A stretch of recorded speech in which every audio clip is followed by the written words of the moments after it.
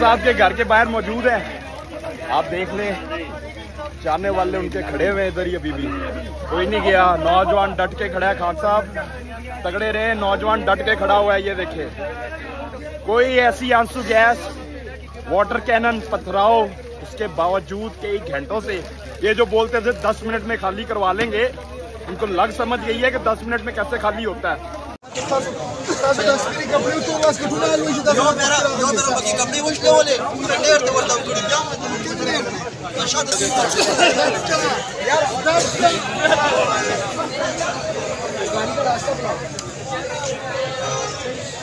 अभी भी यहाँ पे वक्फे से शेलिंग जारी है। ये आपको धुआं नजर आ रहा होगा।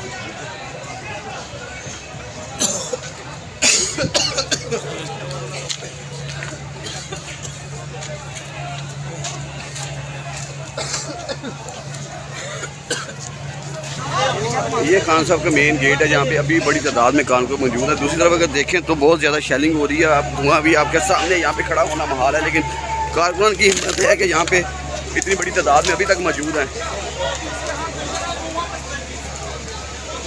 ये कुछ लोग धुएं की शिद्दत कम करने के लिए आग लगा के बैठे हुए हैं।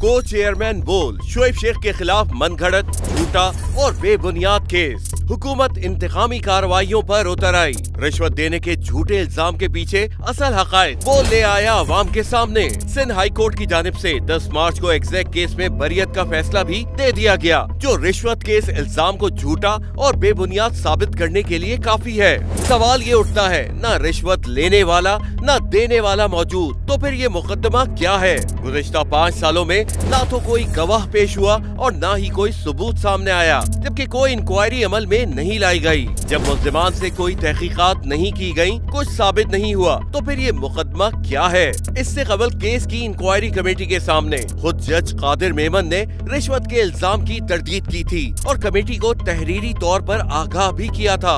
इस झूठे और बेबुनियाद केस की कानूनन कोई हैसियत नहीं। सिंध हाई कोर्ट इस मुकदमे में शोएब शेख को बरी कर चुकी है, तो फिर इस नाम नेहाद इल्जाम की कानूनी हैसियत क्या है? बोल इंसाफ का मुंतजिर है।